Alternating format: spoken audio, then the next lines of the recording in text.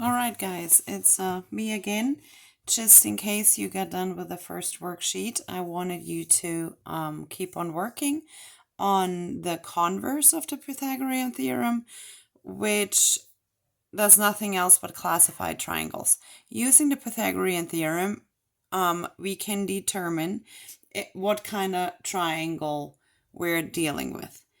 First of all, before you do any of that work, though, you got to remember that we have to ensure that the given sides or the sides that are given to us can even form a triangle at all.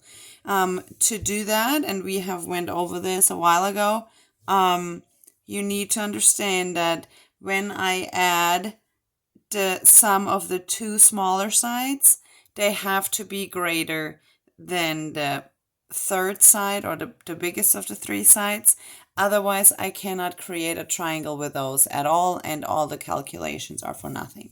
So please remember that in order for three sides to even form a triangle, the sum of the two sides must be greater than the third side. Okay, it's written in here too, highlighted, so you don't forget it. But we need to know that if c squared is equal to, let me move that paper open, is equal to a squared plus b squared, then the triangle that is formed would be a right triangle. All right, that is what we've just done, Pythagorean theorem. But we can also use it to say that if that third side squared is greater than the two other sides squared added together, that we have an obtuse triangle that we're dealing with. And if that hypotenuse squared is less than the two other sides squared and added together, then we have an acute triangle. All right? And this is how we can check and classify our triangles. I give you one example, and then you guys are on your own trying the best you can. Don't stress out. This is not homework. We're going to finish it tomorrow in class if you can't get it done. That doesn't mean we're leaning back and waiting. All right? We're going to get to work. So, first of all, we determine, do we have a triangle, right? The two smaller sides of 3, 7, and 9 are 3 and 7. So is 3 plus 7 greater than 9? Yes, because 3 plus 7 is 10. 10 is greater than 9, so we can say yes, we have a triangle. That is most important, okay? We're dealing with a triangle. Otherwise, we can, the rest of this would make no sense.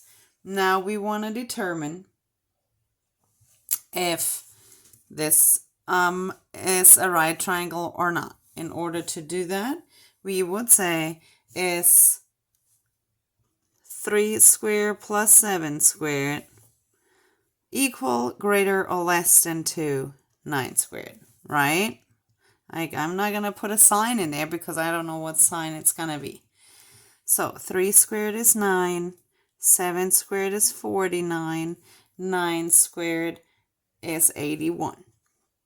Okay, 9 plus 49, that is 58.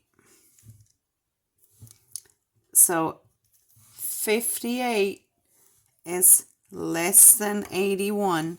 This is your c squared. So if you want to look on the top and you want to compare, then we should probably turn it around and say my 81 is greater than 58. And if I check up here, that means my c squared is greater than the other two sides squared and added together.